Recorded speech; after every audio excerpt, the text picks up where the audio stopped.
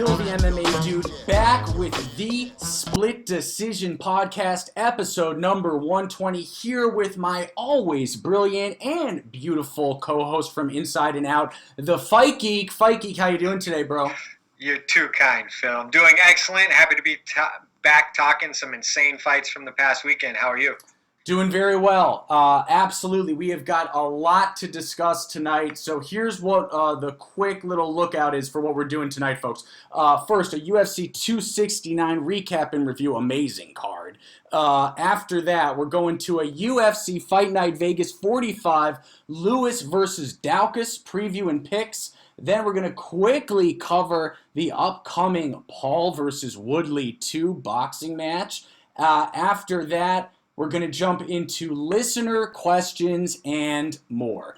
But Fight Geek, let me start off this episode with this opening question for you. So there's so much to discuss with UFC 269, but I want to start off with the incredible upset in the co-main event. Juliana Pena getting the finish via submission against the champion Amanda Nunez via rear naked choke at 3 minutes and 26 seconds of round number 2. And my question for you is simple. Is this the greatest upset in UFC history? And if not, where does it rank?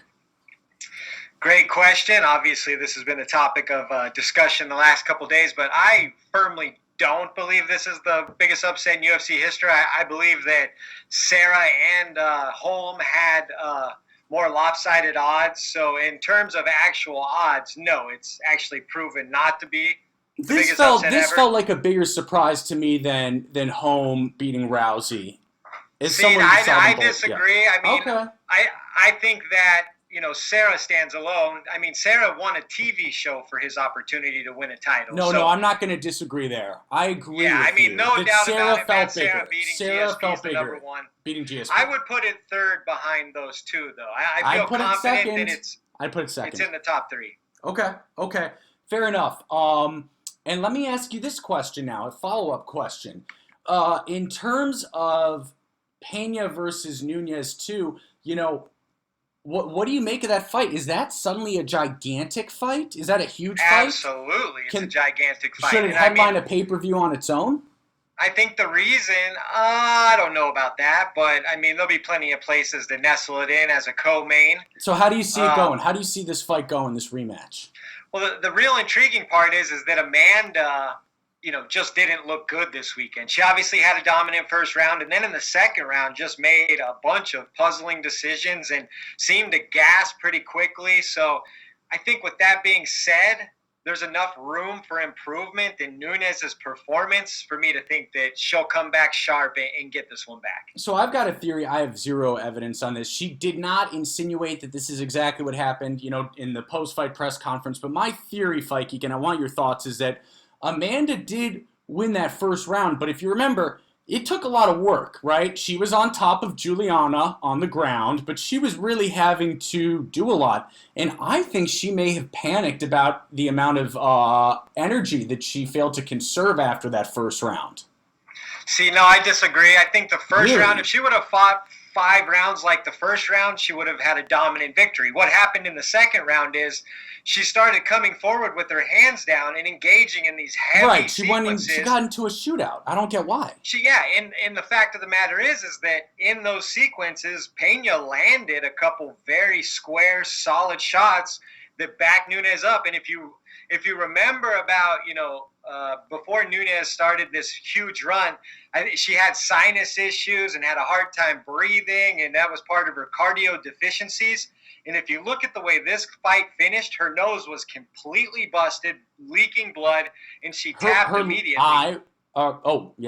Sorry. And she tapped immediately, which leads me to believe that maybe, that old issue reared its head back up once she got her nose busted. Yes, and excuse me, I was talking about Juliana when I said her eye. You're talking about Amanda. Amanda's nose was busted. Juliana's eye was busted. Yeah, well, you're right. Juliana's ability, I think that there's also an element of overconfidence when that fight got into a shootout. Because Absolutely. Nunez literally just thought you could see it. She really didn't have any regard for Pena's punching power until she'd ate 6 of them and was exhausted. I still can't believe it happened. I'm in absolute shock.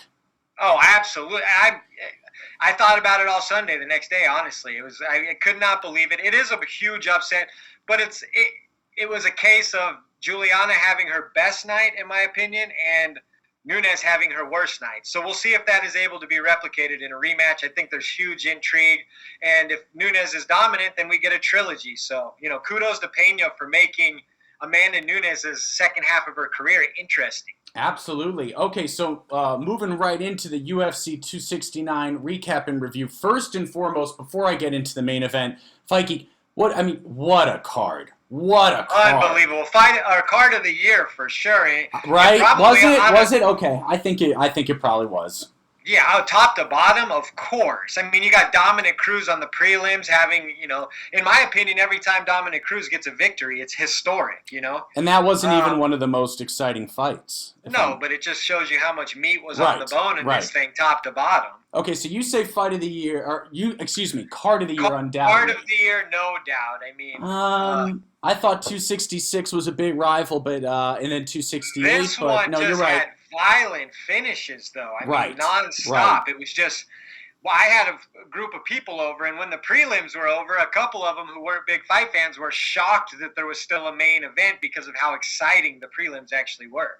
Absolutely. Okay, so that brings us to the main event. The champion, Charles Oliveira, successfully defends his belt against Dustin the Diamond Poirier via submission, rear naked choke at 1 minute and 2 seconds of round number 3. I picked Charlie Olives. You picked Dustin, so let me get a really quick brag there. Yeah, well done.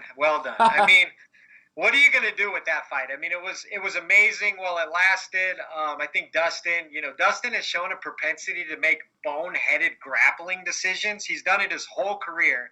He'll jump guillotine or he'll feel comfortable pulling a guy into his guard, and a lot of times, it doesn't work out for him. So I was really, disappointed to see that, he was so willing to take bad situations on the ground.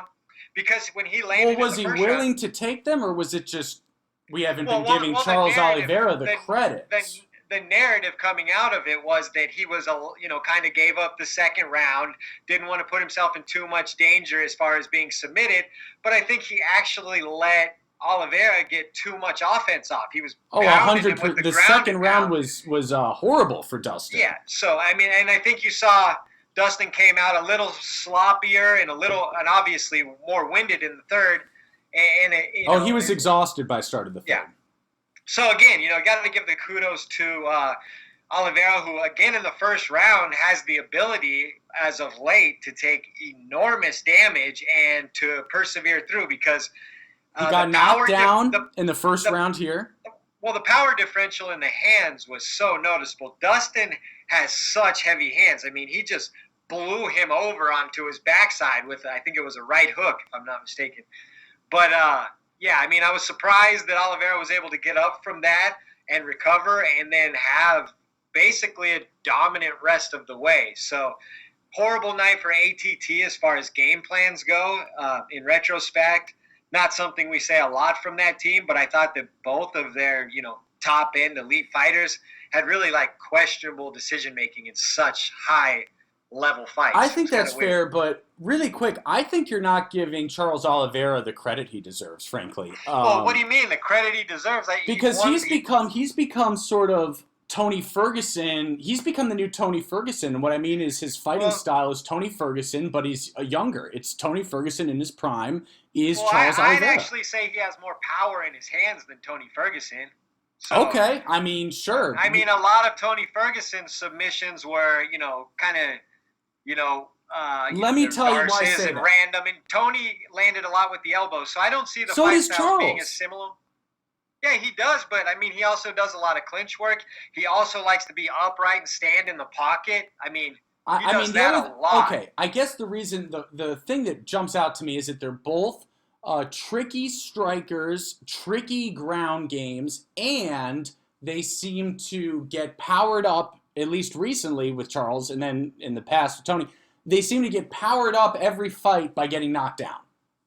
I mean, it's a lazy comparison in my opinion. I think Oh, Charles come Oliveira is his on. own Are you man. kidding me? They're He's extremely similar fighters. No, they're Style-wise? not. Are you kidding? Stylistically, they're not at all. Charles Stylistically, they're Oliveira's extremely never been to a similar. fourth round, and Tony Ferguson is a cardio beast. I mean, they're different types of I guys. really disagree with you on this. I'm sure you will. I've heard a lot of people wanting Oliveira to be what Tony was, but Tony was unique in his own way. And Oliveira, like I said, has more punching power in his hands. He's a better submission finisher. He holds the all-time submission record in the UFC. So How crazy I don't is the think stat? How crazy is the stat? His first 18 fights, he went 10-8. Then his last 10 fights, 10-0. Yeah, well, we've discussed this many times. He's a guy who came in super young, was super elite pretty much right away based on, his submission victories, and was fighting super tough competition essentially from the jump in his career. So, 10-8 to 10-0 is, obviously a big improvement, but it just comes with the experience and the time. He lost a couple fights where I think, didn't he break his collarbone in the first 25 seconds of a fight? Something like that. So he's had some wonky losses. I just think it takes time. He's fully evolved into his form. And, and let's give him some credit, by the way. He's in the most stacked division. He now has more lightweight title defenses than Eddie Alvarez and Conor McGregor. Combined. And now he's tied with Rafael Dos Anjos with title defenses. Well, there's no doubt about it. He's rapidly running up the all-time best lightweight charts at this point. I mean, he's jumped from a guy who was out of my top 10 with these last two performances to a guy who's probably in the top 8, 7, all time in the division. So. And ready? Ready? I'm about to say something very controversial, Fight Geek. He's going to beat Justin Gaethje. That's right, everyone. Get ready. He's going to beat Justin Gaethje. I don't agree. I think the Justin Gaethje. I don't. I mean, again, I picked against him the last 2 times, I believe, so maybe that's Gaethje has no ground game that I've seen when he's forced. What are you talking about? Gaethje has defensive wrestling. Nobody gets him down other than Khabib. Khabib was able to take him down at will. Khabib took down every single person he fought at will, so that's an outlier. That's not the rule. When have you... Okay. In the UFC, name a fight where Gaethje stuffed a bunch of takedowns. Name a fight where he's been held down for any amount of time or threatened with a submission other than Khabib. No, Khabib doesn't count. Okay, all right. Well, we see where the interest lies in this matchup then. No, I'm just saying I think it's winnable both ways, but it's clear that, and I want to get into this too. Do you think the reason Charles gets hit so much early is because he has a vision issue? Oh, I never even thought of that with his glasses. Well, he's got big, thick glasses, and he does get hit a lot early. So do you think that... Yeah, but okay, so one thing... maybe, although I'll say this. There's a surprising amount of fighters, Fight Geek, that have bad vision, and they don't bring contacts into the cage with them. But, for example, I'm not a professional, but I have very bad vision, and I was fighting with contacts, and long ago I was taught to leave the contacts when you're sparring because in a real-life situation they might get punched out, you might not be ready. And I do think that you learn a lot, but obviously I'm not a UFC level fighter, nor am I obviously, you learn how to do what you do, but do you think the fact that maybe he doesn't have perfect vision is the reason he takes so many heavy shots? To be honest, that it never crossed my mind. It had never crossed my mind, but maybe it had never crossed my mind, though. So does that end up being a weakness of his moving forward? Because I'll tell you this, he can't get knocked down in the first round of every fight. Eventually, he's going to get knocked out. I would agree. And he's the kind of guy Conor potentially could win his belt back, because if you let Conor McGregor get off 10 heavy shots in the first 2 minutes of the fight, that's the kind of fight he can win. You're not wrong. I was talking to someone earlier today, and I said the truth is that Charles Oliveira is actually probably one of the better matchups for Conor, at least for the first round and a half. At least the first 3 minutes, like I said, if Oliveira is going to allow Conor to land on him like that, Conor has a path to victory. And I feel that way about Justin Gaethje. The one thing that, Oliveira has not had to deal with is the power leg kicks that really made Khabib even uncomfortable from Gaethje. But if I'm Charles Oliveira's coach, I'm saying go for a double leg immediately, right off the bat.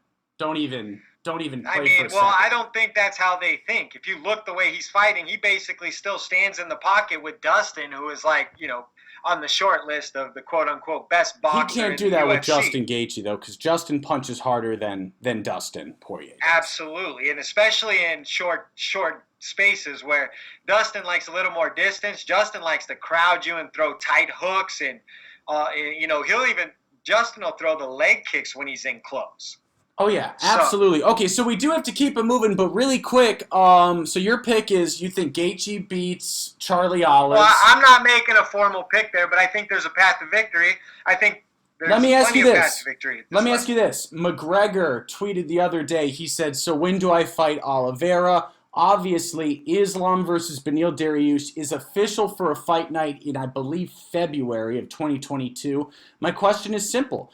Does Conor skip the line and get an immediate title shot, or does he not?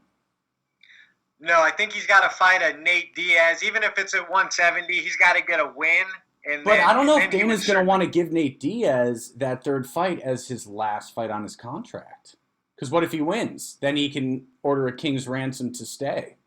Whose last fight? Nate Diaz's. He just re-signed a contract. Oh, did he? Yeah, I think he re-signed a contract 2 days ago. My apologies, guys. This is what happens when I quit Twitter. Whoops. Yes, you're out of the loop. I'm out of the loop now. Oh, no. Even oh, no. I'm out of the loop. Wonderboy Thompson re-upped as well. That I saw. Well, that was interesting, not to go too far off topic, but 6-fight deal. He's 38. It's taken him about 4.5 years to fight 6 times. They extended Wonderboy till he's about 42 years old. That's not something Dana and the UFC usually does.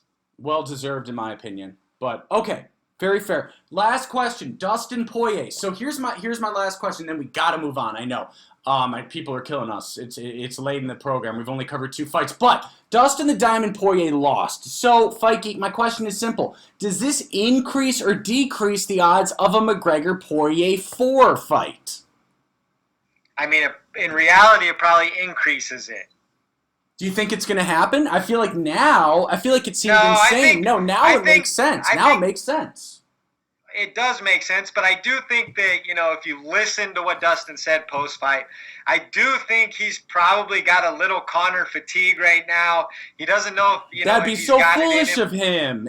Think of the money. What are you talking about? I think that a fight with someone like Nate Diaz or Colby, because they're fresh matchups and because there's real heat between those 2 matchups, would probably lure him back in and give him some motivation. I'm not sure that fighting Conor off of a title loss after he just beat him twice this year is something that's really going to light Dustin's fire right now. So that's just my opinion. Yeah, but you know what else lights fire is dollar bills, dead presidents, money. Dustin just starched Conor twice this year. I mean, you don't think he made So do money? it for a third time for a bunch of money? What? What is the problem? I think he has a bunch of money, dude. I mean, all right. I guess it's difficult for me to conceptualize doing something twice, getting paid. Then they say, "Hey, can you do it a third time for a bunch of money?" And you go, "No." I mean, Dustin's been talking about retirement for a few years. I mean, at some point you have to understand that Conor is much more interested in that fight than Dustin is at this point, right? You get that? I didn't get that. I knew that was what it appeared like in the public, but I wasn't sure that was the actual business truth. I mean, I don't know the business truth. I can just tell you what Dustin, he's pretty Weird. seems like a pretty stand-up, straightforward guy. And what he's talking about, he doesn't. I don't know if he wants to go back into the rat race. I think he'll take a couple one-off celebrity fights to light his fire, and I think that looks like Nate Diaz and Colby Covington. Okay, I don't know why the McGregor 4 fight wouldn't be a good kind of freak show money fight. Because he's, like I said, he's just fought him twice this year, Yeah, getting paid a little too much money. Maybe he doesn't feel comfortable with all that. I don't know. You seem to know better than me. I'm just giving my opinion. I'm just mocking Dustin if he doesn't want to fight Conor a 4th time. I think it's really stupid business-wise. That's all. Well, I think, if you've climbed a mountain twice. Why climb it again for no reason? For money. I mean, I guess, for money. Well, I keep answering. This guy's not broke. What don't you understand about that? He's so far from broke. Okay. Fair enough. All right. We're not. Anyways, we can't move off the card. I need to get your Cody Garbrandt thoughts. Yeah, I'm glad you brought that up. Kai Kara France defeats Cody Garbrandt via TKO from punches at 3 minutes and 21 seconds of round number 1. I was right. You were wrong. You picked Cody. Yeah, Cody acted like anything but a bully in that fight, unfortunately. Was moving backwards from the absolute jump. Kai, and also, I've never seen Kai fight mad before, and he looked mad. I've seen him fight like that before. Kai's a very smooth striker, did nothing out of character, so I don't know what you're talking about there. He looks like that all the time. Oh, really? Sorry, my bad. I think you were laughing at me when I insinuated that Kai could get a finish. You're like, Kai doesn't get finishes. Did I say that last week? I mean, I know he's a very good striker, but there was a noticeable size disparity that Cody was clearly unable to, use as a strength. Cody didn't even try to implement any wrestling until after he was basically knocked out. So. Well, wait, Cody's bigger, right? Yeah, he's much bigger. Why didn't he go in there and push him up against the fence and use his wrestling background and take him down and win a fight there? Why does he insist on banging with every single person he fights?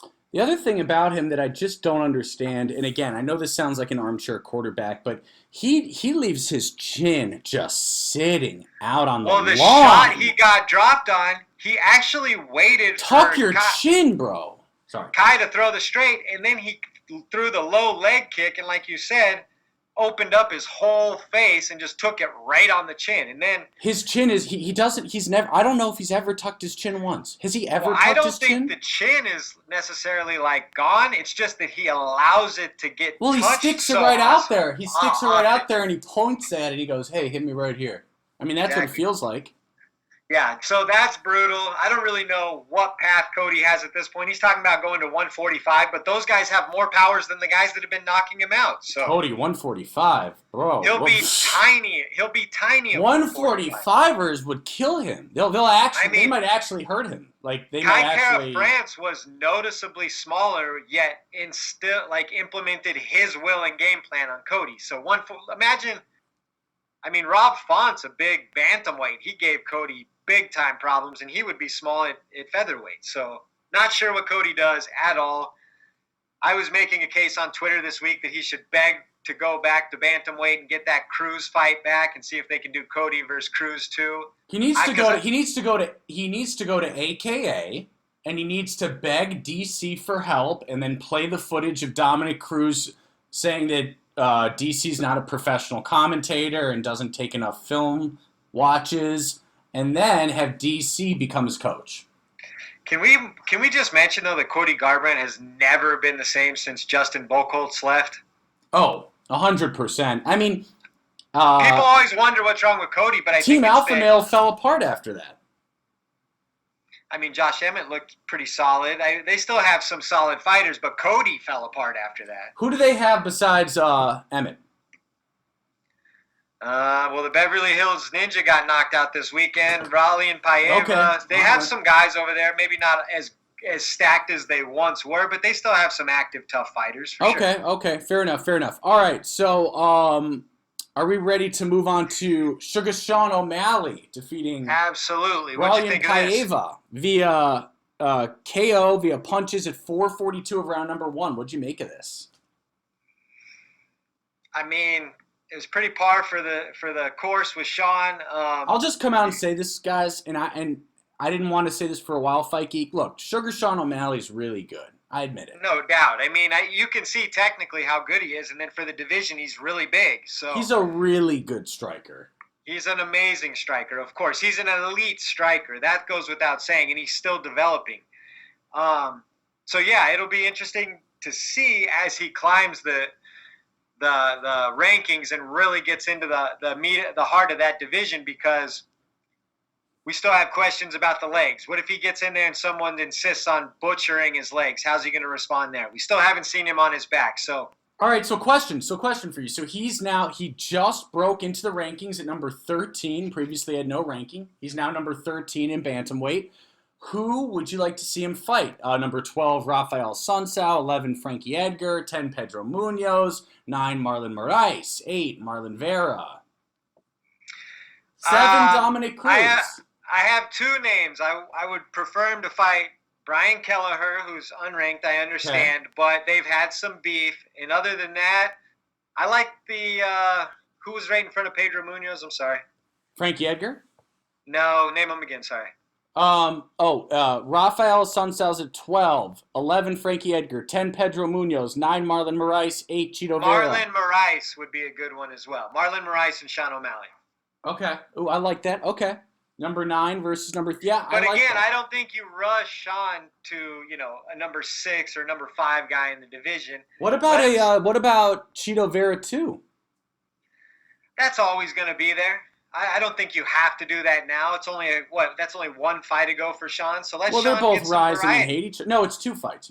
But yeah. Okay, 2 fights ago. But I mean, let Sean fight some variety. That Cheeto fight will be there in 3 years if we want it. I mean, it's always going to be there. No, because Chito Vera's going up with Cheeto's Vera. He's in front of Sean going up. I understand, but someday in the next 18 months, Sean will be a top 5 fighter, and Cheeto will be top 7, and it'll make sense for them to fight. Fair. Okay. Yeah. Okay. Yeah, very fair. I was very, very impressed with O'Malley in that fight. I think he's really talented. He's got great distance control. He knows where he wants to be, and he lands heavy shots. Yeah, and now he's at 15-1. I mean, look, that's a serious. That's a good record. And the one, I know he kind of trolls with it being an O, but the one still does have a fluky element to it. It was a loss, but, I mean, it was a little bit inconclusive. Absolutely. Okay, we got to keep it moving. Josh Emmett defeats Dan Ige via unanimous decision. Josh Emmett improves to 17-2, and he is a featherweight. If he can stay healthy for a full calendar year and fight 2 or 3 times, he'll be right at the top. He just moved up 1 spot from the number 7 contender to number 6 at 145, if you're curious. So he's a number 6 contender. Well, perfect. So if he can put together another win, then he'll be in the top 5. And then another win, like I said, maybe 2 across 2022, he's in a title hunt. Does Yair Rodriguez have another fight scheduled? He took a lot of damage, so I doubt it. Well, that's okay. So did Josh. Josh isn't ready to fight yet. Absolutely. Either. Josh Emmett versus Yair Rodriguez sounds like a good fight night headliner. Exactly. Josh is the 6th contender. Yair's number 3. I say make it a fight night headliner. Boom. Absolutely. Or if Zabit, is he ever coming back or what? Yeah, I heard good stuff, but I'm just not sure, but it sounds optimistic. Is he officially out of the rankings now? I haven't paid attention. Yes, definitely out of the rankings, yes. Okay, so never mind. He probably wouldn't come back and get a Josh Emmett type. But I do hope, shout out to Zabit, honestly. Hope he's doing well. For sure. Yeah, okay, so. All right, keep it moving. Dominic Cruz defeats Pedro Munoz 2-1. Yes, after getting dropped and being big time trouble. This was impressive for Cruz. Still a sketchy first. I think it was a razor close fight. I know that Cruz won, but he got out of there by the skin of his teeth, in my opinion. It'll be interesting to see where he goes next, because I think he's going to have a hard time with anybody in front of. So Dominic Cruz has gone up 2 spots to the number 7 contender at bantamweight. The person right in front of him is Merab Dawashvili. Then number 5, Rob Font. Number 4, Corey Sandhagen. Number 3, Jose Aldo. 2, TJ Dillashaw. 1, of course, is the interim Peter Yan, and then Aljo. I know everybody's clamoring for that Cruz-Aldo fight, which would be obviously historic, but do not like that matchup for Cruz at all. I think he gets butchered in that fight. I think they should do Cruz versus Dawashvili. Not sure that, he deserves that fight either. It's a tough one with Cruz. But who was the number 3 ranked guy? Sorry. Number 3 ranked Jose Aldo. Number 4 Corey Sandhagen. 5 Rob Font. You could see Sandhagen Cruz. What about Font? What about Rob Font? Well, Rob Font's coming off a loss, and Cruz is on a 2-fight winning streak. Okay. So how about Pedro Munoz and Rob Font? Haven't we seen that before? Maybe we have. Yeah, I think we maybe have. But okay, all right. Regardless, let's move on. Tai Tuavasa defeats he's unranked at the time, defeats number 11 Augusto Sakai at 26 seconds of round number 2 via TKO from punches. Man. Yeah. Bam Bam's come a long way, hasn't he? Yeah, he was a young guy again. He got into it super young. It takes some time. I mean, the guy's fighting, Dos Santos before he's 25 or whatever. It just takes some time, some experience. He's another guy. He's coming into his prime. He's got a little seasoning to his game. He knows who he is as a fighter, and he's ascending. So that, with his personality, he should be fun for a long time. He's kind of in that Derek Lewis vein. Oh yeah, I love Tai. I think he's so much fun. One of my best friends who's into MMA, which is very rare among good friends. It's pretty much Fight Geek and this guy, but this other guy, he loves Tai and he's loved him since the start. So Fight Geek all the way back to during when Tai went through that 3-fight losing streak. He actually got, a lot of people don't know this, Tai got cut by Dana. Then he showed up at AKA's door. Daniel Cormier took him in, went to Dana, said give him another shot, and Dana did, and now Tai is the 11th ranked heavyweight. That's making the most of your opportunity. Absolutely. So very happy to see it. Very happy to see it for Tai. Thoughts on who's next for Tai Tuavasa? I was thinking, I've heard this shouted out, and I kind of like the idea of him versus Jairzinho Rozenstruik in a fight night. Let's lock it in. That's perfect. Yep. So that'd be 11 versus 6. Okay. Moving on. We don't have time to cover every fight. We can just be quick. Bruno Silva, just absolutely highlight reel knockout of Jordan Wright. Absolutely. He's very impressive, 22-6 now. Andre Muniz, I thought this was the easiest call on the card, really. Him submitting Eric Anders. Easy work. Aaron Blanchfield. Aaron Blanchfield looks like a GSP prototype. I mean, goodness. Wow. How good was she? Nice words, but yes, she easily beat Miranda Maverick, who was considered one of the top prospects in the division. Ryan Hall got to a unanimous decision over Derek Minner. Yep, this was very Ryan Hall-ish. Let's talk about this fight. Tony Kelly whooped Randy Costa's ass and got the ground and pound TKO at 4:15 of round number 2. I've got to say I was shocked by this, and it makes me, I've really got to revisit Costa. I thought that Randy Costa was going to be this future top 5 bantamweight, but I'm definitely, rethinking on that. Well, the theme of the card, like I'm saying, he's 6-3. Give him some time. He's young. He's shown considerable upside, but he had 8 career fights coming into this one, so there's a lot of room to grow, and he's got to work on that gas tank because he looked like he was absolutely gassed from about half of the first on. Yeah, absolutely. Tony Kelly, to his credit, though, looked super sharp, imposed his will, and pretty much had his way. Yeah, is it safe to say that bantamweight is the maybe the deepest division right now? It is very deep when you consider guys like Tony Kelly, who's 8-2. Right, exactly. Okay, then the first fight of the night, Jillian Robertson got that submission via rear naked choke against Priscilla Cachoeira at 4 minutes and 59 seconds around number 1. Only question here is, do you think Cachoeira should be cut for the eye gouging?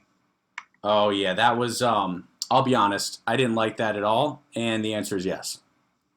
I agree. I think it was a little reactionary, maybe. For sure, it was, but you could argue she could have been cut anyway, and that would have been harsh, but now it feels okay. Exactly. Now it feels like time to just kind of move on.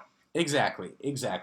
Okay, so moving on, really quickly, Fight Geek insisted, he said, Phil, we can't do an episode unless we cover the only thing I want to watch this weekend. I'm quoting Fight Geek, and he said, the only thing I want to watch is Jake Paul versus Woodley 2. And I said, Fight Geek, you sure you're not going to watch the UFC fights? And he said, hell no. I'm a Jake Paul guy, and that's it. And then he hung up. Yeah, for sure. So I actually have zero commentary on this. I could care less. Come on, We already did Mikey. this Give once us 3 months something. ago. Give us something for it, no?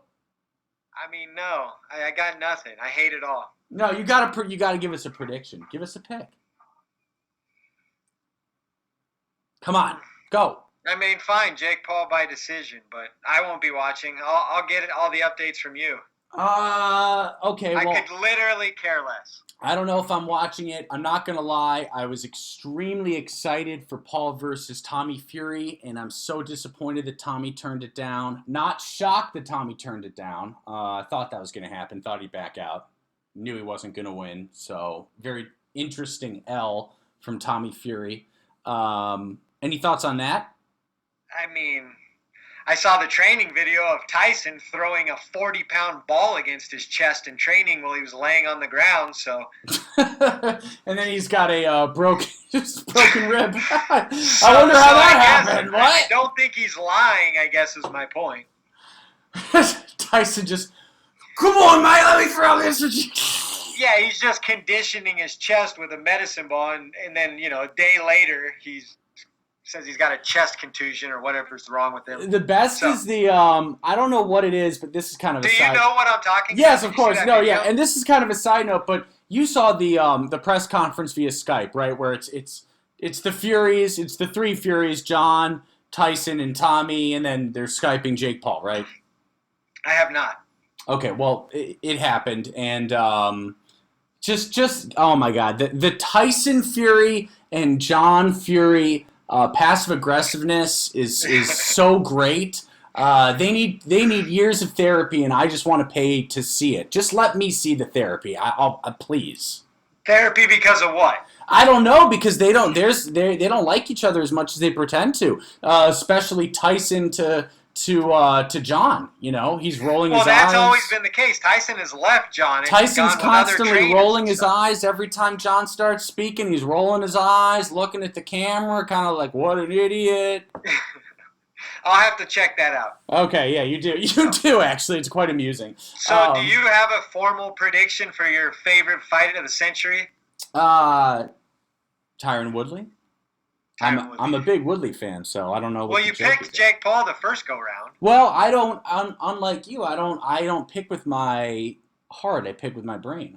I don't pick emotionally, and so I'm going to say that I do predict Jake Paul's going to win another decision.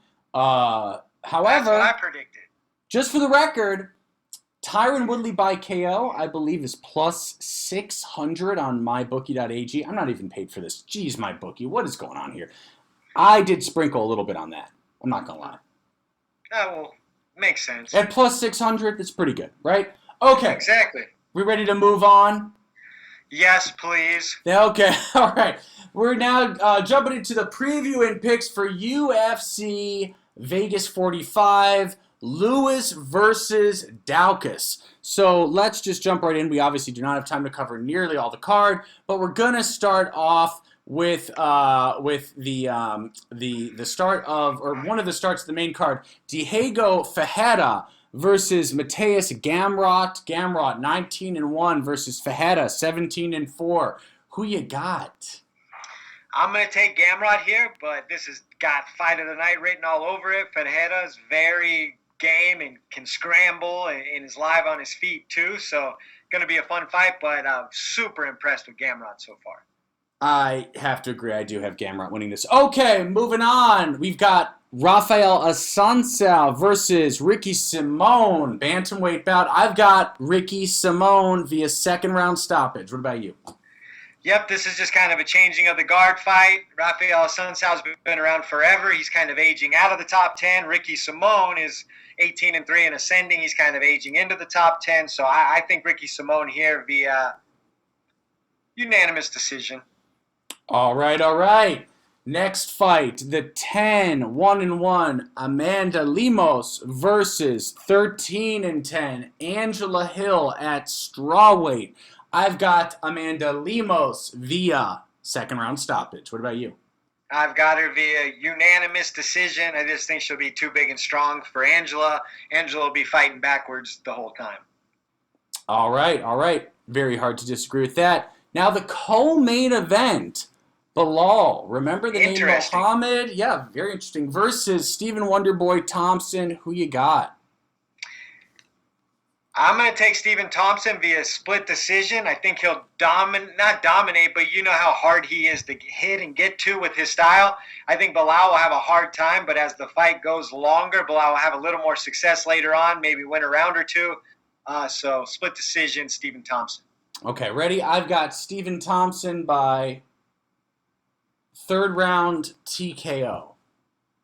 Interesting. Stephen Thompson could use a TKO. It's been a while. He could. So, and I kind of like him, so it's sort of a biased pick. Oh, who doesn't love Wonder Boy? I mean, good to see him stick around, but at this point, with his age, there's a lot of question marks as to what he can be right now. So he's got a loss to Gilbert Burns. He's actually lost 3 out of his last All right. Let's 5. not let this become some kind of Wonder Boy bash.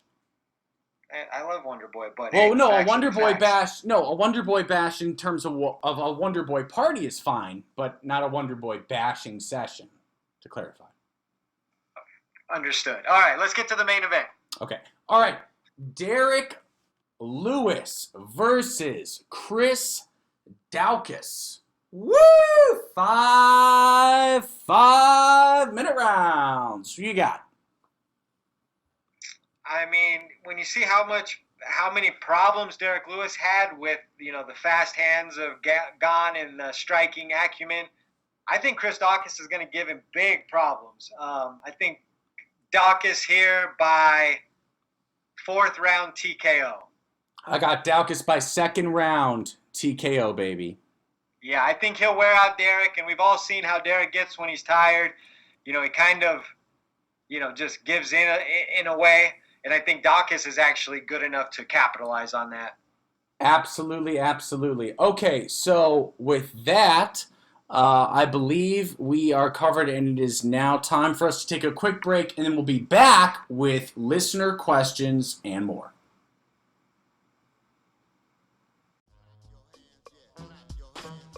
Hey guys, it's Phil the MMA Dude letting you know that this episode of the Split Decision Podcast is brought to you by TotalAggressionClothing.com.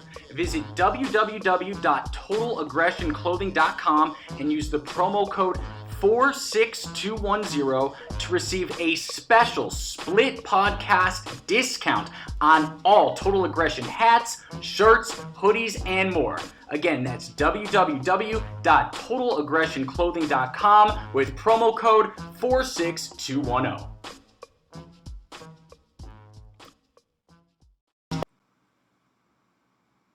Hey guys, it's Phil the MMA Dude back with the Split Decision Podcast, episode number 120, here with my always brilliant co-host, the Fight Geek, and it is now time for my favorite section of all, and that is... Listen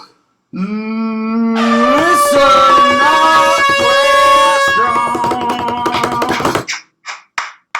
Awesome, let's get into it. All right, let's do it. Okay, our first question comes from our main man, Edward J. MMA. That's Edward J. MMA. He says, is it time for the UFC to create a legend killer narrative for O'Malley and make fights for him versus Cruz, Cody, Aldo, and Dillashaw, etc.?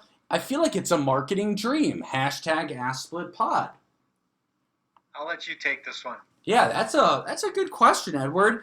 I had never quite thought of it in that specific or niche of terms as a legend killer, but to be honest, now that you've put it that way, now that you've listed, I think 4 opponents, or 4 or 5, I can't really count, O'Malley, Cruz, Cody, Aldo, and 5, and Dillashaw, yeah, you know what, those do all sound like great fights for O'Malley, and I do like the legend killer narrative, so my answer is yes. Let's be honest here. How many of those guys does he beat now? Okay, no problem. He beats Cody for sure. He beats, yes. I think he beats Dominic Cruz. Agreed. I think that. And he might beat Aldo. Dillashaw is still very gritty. Yeah, he probably loses to Aldo and Dillashaw to answer. Right now, but you never know in a year from now. Correct. So. But yeah, I mean, that'd be an interesting way to go. And O'Malley has already shown that he really doesn't mind being the heel, so kind of fits. Yep. Absolutely. Okay, so this next question comes from Friendly Sparring Podcast. That's our good friend Juice from at Friendly Spar Pod. Give Friendly Sparring Podcast a listen, guys. Great show. And friend of the program, he says, what is it going to take for Charles Oliveira to become a star? Is this win over Dustin on a big card like this enough to do it, or does he still need something else? Fight Geek, go ahead. I mean, in Brazil, I'm sure he is a star at this point. I mean, an MMA world champion in Brazil, he's a star. I think that in America, it'll just take time. You know, we're always late to the party on these fighters. We've discussed it with Tyron Woodley and fighters like that. Sometimes it just takes a long time for them to get over. I mean, Oliveira has been fighting on the undercard versus Nick Lentz in fights like that. So now that he's in the bright lights with the big names, all he needs to do is keep winning, and I do see him as a star. He's got a unique look. He's got a country that really supports him, and I think all the MMA fans, you know, are on board with the guy's a true badass. You know, he just finished Dustin Poirier. The credibility is all there. Now, let me say this, and I know it's not politically correct necessarily, but do you think the fact that Charles Oliveira is now the lightweight champion, so that's probably the most popular weight class, and now he's got a title defense, and he still doesn't really speak a word of English? Now, a lot of people are going to jump down my throat. Phil, how dare you? What the heck? But the fact is that I believe that to become an international global superstar, a lot of the times, at least improving in English is required. Take Wiley Zhang, who improved, Yoel Romero, Jose Aldo. I mean, I could go on forever on the list. Well, has Jose Aldo improved? Absolutely, yes, he has. Interesting.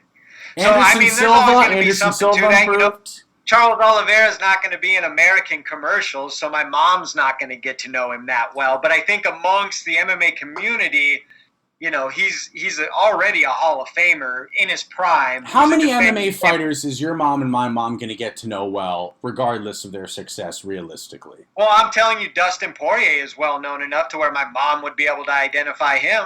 So he's a crossover star at this point. All right. You know, Valentina Shevchenko's in a commercial or a movie. My mom will recognize her. So there are crossover My stars. mom would not recognize Dustin Poirier. Your mom wouldn't? No way. No. Well, she's not a big. I mean. Well, she's not a big. You're not a big enough. Don't you say she's not a big fan, Fight Geek.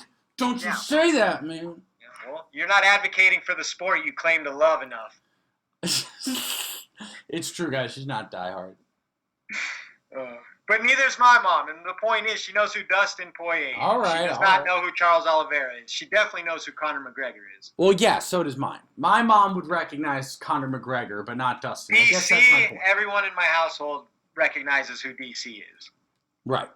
Yes, that's fair. So there are crossover people. I think Rose is kind of like that too, and she's not a big personality. My family recognizes Rose. My family recognizes, but that's because my dad has a perverted crush on her. Whoops, sorry, Dad. I didn't mean to. My bad on that, actually, Dad. My bad. Sorry. Yeah. Okay. So you're projecting on your father. That's really you speaking. I know. We'll go with that. Okay. Anyway, so this question comes from Eduardo. That's at Landa Crew. What's up, Eduardo? One of our most loyal listeners with the questions. He says, is now finally the time to make Dominic Cruz versus Jose Aldo? Hashtag AskSplitPod. In reality, yes, but because I want to see them both keep winning, you know, I personally don't need to see that right away, but in reality, I think it's probably the perfect time to make that fight. And sorry, I know you just mentioned it, but who do you think would win again? You think someone would destroy them? I think Jose would have, size advantage, and too. At this point, no, I do too. Yeah, I think he would have a big power advantage. Yeah, it's very hard to disagree there. Okay, so now this question comes from one of our most loyal listeners, Jacob Powers at Jacob Powers 2. He says hashtag AskSplitPod.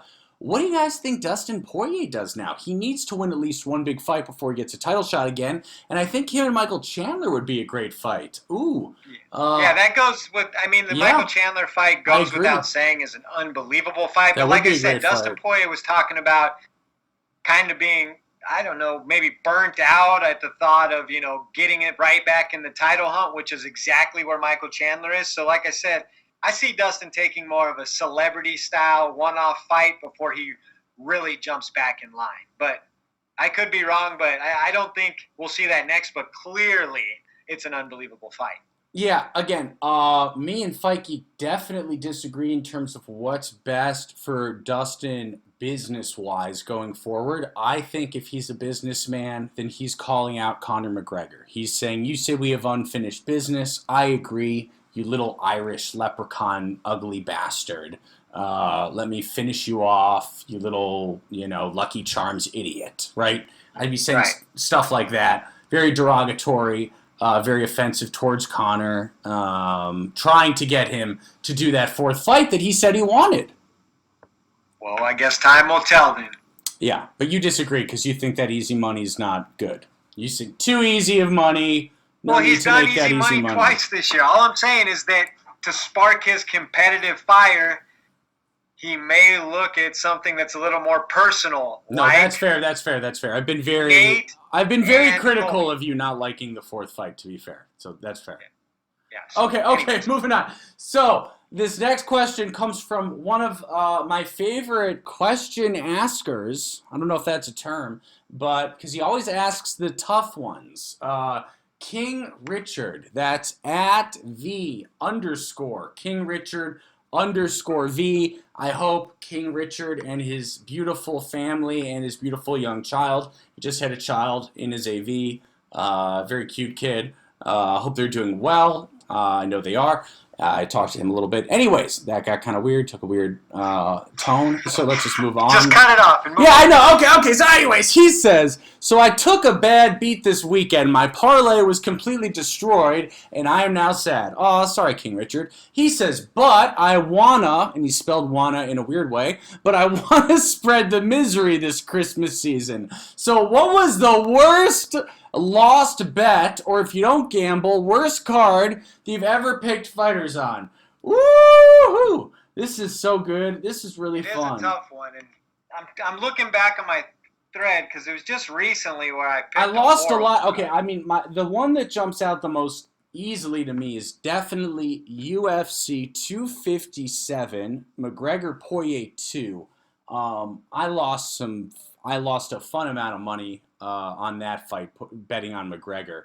Woo-wee! I actually think recently UFC Vegas 43. I think I went like 4-7 or something. What was the main event of that one? That was Miesha Tate's most recent fight. I picked her to win. She lost. Oh, right. I don't think most people even bothered to pick that card, you little nerd, but that's okay. No, I'm just kidding. Yeah, well, it was. I should have sat that one out too because it was my worst fight predictions ever. Okay. I'm trying to think. So wait, there was another one. Okay, another one. I'm trying to think, King Richard, because this is a fun question. Another big L I took was Anthony Joshua. Both of his L's. What about that one time where the fight landed exactly on 9.5? Oh my God! You had to bring up the Shakur Stevenson fight, didn't you? Well, that's got to be your number one. You are sick in the head for bringing that up. Yeah. So King Richard. So recently Shakur Stevenson fought. I can't even think of his opponent's name is evading me at the moment, but Shakur was the challenger for the record. So before everyone thinks I'm crazy. And I picked Shakur to win, but I said over 10.5 rounds. Over. And the fight got stopped at 1 minute and 30 seconds of the 10th round. So I lost everything by less than a second. So that's the only answer to this question. I'll never forgive Shakur. Dude, I'll never forgive it. I'm fighting Shakur Stevenson. If I see him when we're 80 years old, I'll have to fight him. That won't go well for you. That's correct. Okay, you got any more? I don't think. Do you have any more? I'm trying to see. Yep, I got one email question from MMA by Milliken. Okay. MMA by Milliken. What up? I'm going to cue that up now. Love that guy. What's going on, fellas? It's your man, MMA by Milliken. Fight Geek, what's going on? Phil! What's up, Phil? Listen, I'm not trying to disrespect your girl, Lauren Murphy. I know, I know things haven't been good since she got her ass kicked by Valentina Shevchenko. However, I'm not trying to be harsh, but listen, okay, that's the last person who Valentina faced. That's not very impressive. I'm not trying to disrespect your girl, man. That's not very impressive. And then on Valentina's list is, her resume is Jessica Eye, Caitlin Chukagian. I mean, come on, old break it down. Black.com queen. Like, nobody, that's not really, there's nothing impressive about that. I'm sorry. No one with those names on their resume should be called to go to anything unless they're herding cattle, okay? Unless they're on a farm with actual goats. I just think we should stop with the goat conversation. Just stop. Like, it's over. Like, Pena flushed that whole thing down the toilet. Val couldn't finish Nunez. Pena did. I don't care if Nunez is sloppy or out of shape or whatever the case may be. That's her fault. Don't have nothing to do with the conversation. All right? To me, we should end and do away with the GOAT conversation. What do you guys think? Also, my next question is, what would you like to see? What would you guys like to see at Khabib's promotion, Eagle FC? Looks like he just signed Kevin Lee, going to be the star of the new 165-pound division. What would you like if Khabib was taking suggestions? What would be like top three things you want to see over that promotion that's different or that you don't see in the other promotions, including the UFC? That's my questions, fellas. You guys take it easy. Everybody out there, hope you have a great holiday. Or if you don't even celebrate the holidays, hey, it's a day off. Take care. Awesome questions. Milliken! Yo, was that Milliken's best question ever? And that's saying something, because he's got a lot of winners, obviously. Absolutely. I think that was his best yet. Yeah, do I think we should do away with the GOAT talk? I mean, I think, having that conversation ad nauseum in a vacuum every weekend is a little much, but I do think there's a place for, pound per pound discussions and GOAT discussions, but those things take a long time to evolve. And I like to discuss only fighters that have completed their career as the GOAT. Active fighters should not be able to be the GOAT because it's their career is still open-ended. Anything could happen. Nothing is conclusive as far as but like that's the not totality. as exciting. Let's be honest. Well, what do you mean it's not exciting? I mean, I guess is every single person who wins the title being discussed the GOAT exciting? Definitely not. I don't know. I guess I'm just thinking. I don't know. I mean, because now if Pena beats Nunez again, is she the GOAT? Of course not. How stupid is? But she beat the GOAT twice. Well, Nunez will still be the featherweight champ. But what I'm saying, as far as like looking at them in retrospect after their careers are over, I mean, if you were to look at, let's say Nunez and Cyborg were done and their careers were over. I think Nunez is 22-4 and Cyborg's what, 25-2? Oh, so, I mean, Cyborg, who cares? That doesn't matter. It does matter because when you look at stoppage losses. So then you're saying right now Cyborg is the better fighter in history than Nunez? No. Historically, on paper, she is. Yes. Cyborg lost her first fight ever to some no-name. And then won 20 plus in a row. She still lost to, Jill from Jack and Jill over the hill to fetch a pail of water. My point is, Jill who? What? That was 20 years ago. Jack Talk and about Jill. Something relevant. You know what I mean? No, I think I'm going to stick to nursery rhymes. That was not the Cyborg we know today. I'm going to stick to nursery rhymes. Thank you. But okay, yeah. What I'm saying is, Cyborg's knockout losses to Nunez. Nunez's knockout losses to Pena. Which one will age better historically? Mm-hmm. I mean, right. You're doing like MMA math. You're being a cat. But what do you mean? Which one is a more admirable loss historically? The girl coming off a one-fight winning streak, or the girl widely considered the greatest of all time in her division, where Cyborg went in there. I think Cyborg, I give her credit for that fight. You know why? Because those girls just threw down, and they were deciding who was going to be the best by who stayed conscious long enough. I mean, I will never discount Cyborg as an all-time great because she lost that fight because she was willing to engage. So you are going to, and you will discount Nunez. I don't discount her. I'm just saying when you look at it on paper, who's the best one night? We've discussed this before. Who's the best fighter of all time in a one-night, mythical tournament, it's Nunez at this point. But if you put down the resume, Nunez has multiple stoppage losses now. I mean, to girls who are, Kat Zingano is a borderline journeyman fighter. She's lost to a lot of people, and she has a brutal finish over Nunez. So, I mean, when you look at it on paper, it starts getting wonky. I hear what you're saying. Okay. But yes, I think there's plenty of reason to do away with the GOAT talks weekend to weekend because, like with Kamaru Usman and GSP has twice as many title defenses. So just let him start getting there.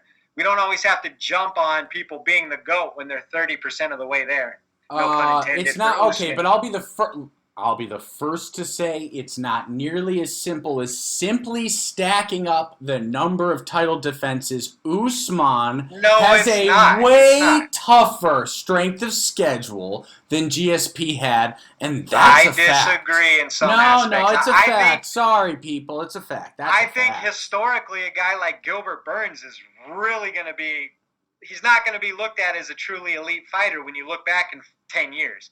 He was an average lightweight who went up, and at this point, doesn't look like he's going to win a title. So that's not the most elite title defense of all time. If he's not looked at as elite, then you've got to at least look at as Wonder Boy as a drug addict, for sure. Because Wonder Boy got his ass whooped by Gilbert.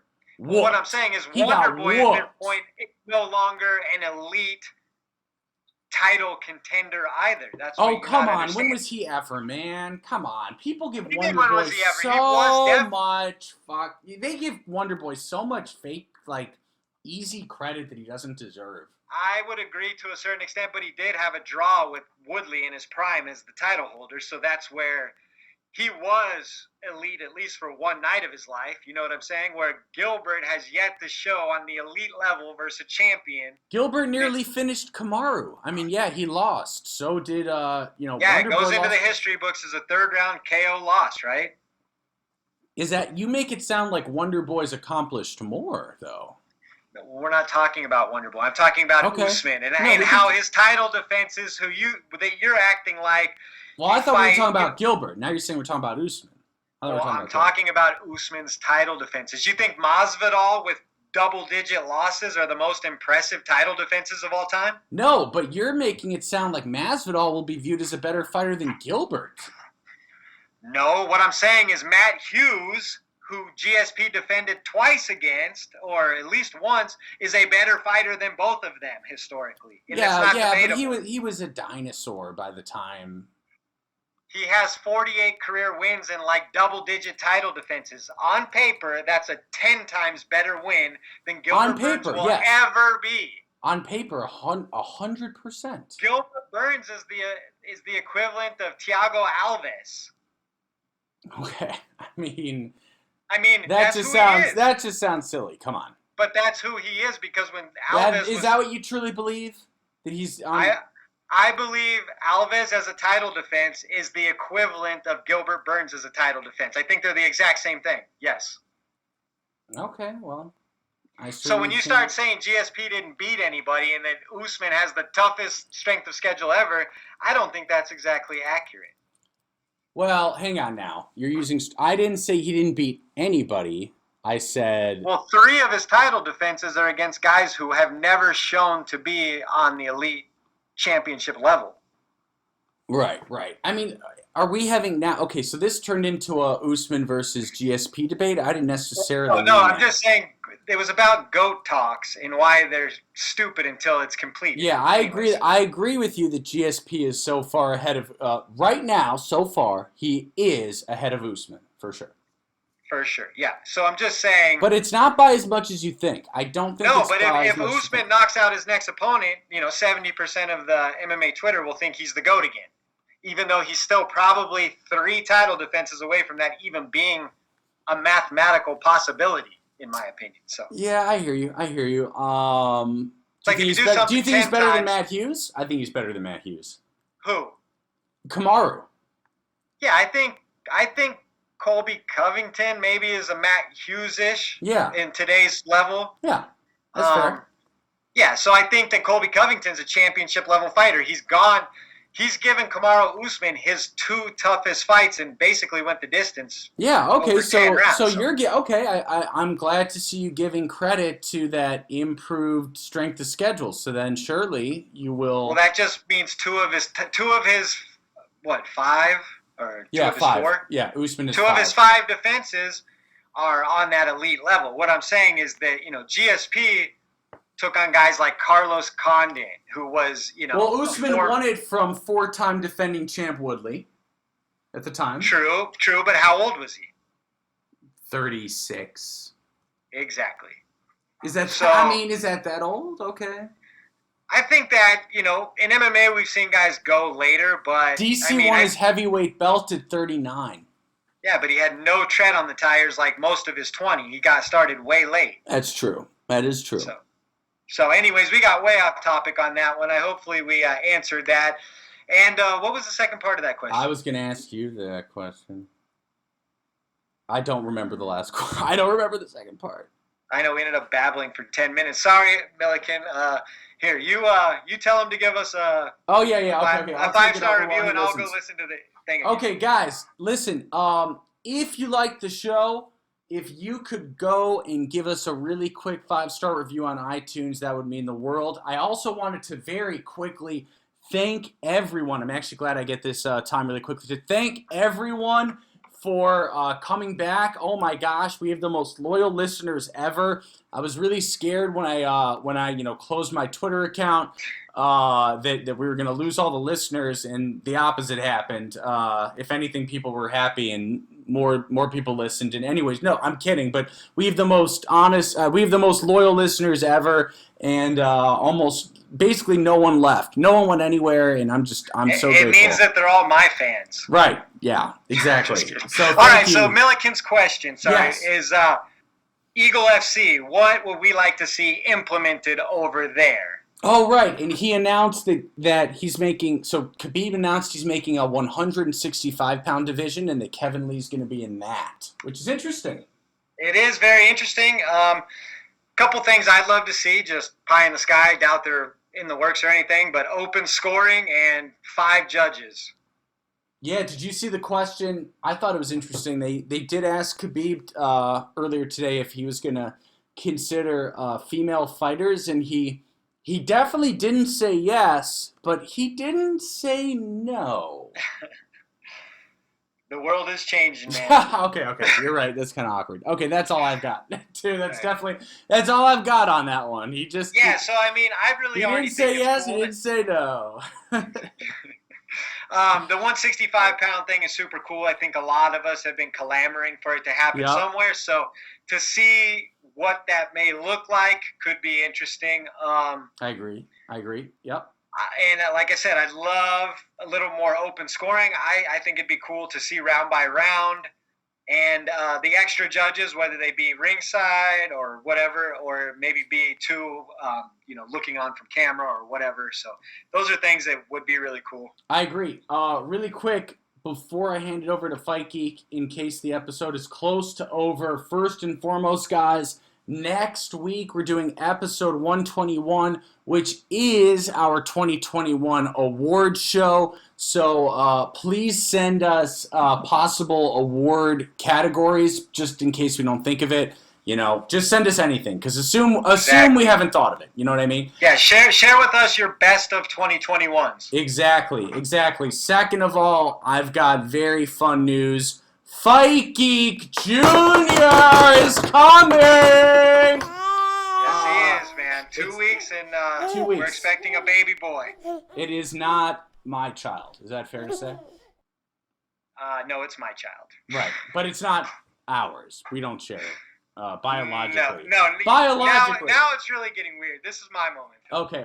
This is Fight Geek's moment. I'm just kidding. Yeah, excited, man. A lot going on going into 2022, going to be a dad, so thanks for shouting that out. We got to have Fight Geek Jr. on the show in 2022, even if it's just like we'll get a couple garbles. Yeah, exactly. So, okay, all right. So Fight Geek, with that, take us away, baby. All right, guys. As usual, you can find. What am I doing here? As usual, you can find us on iTunes, Spotify, YouTube, Google Play, Stitcher, and more. I'm at the Fight Geek MMA. He was at Phil the MMA Dude. We are at Split_podcast. It's 4 words. The Split Decision Podcast. Thanks for tuning in, and we will talk to you next week. Peace. Peace.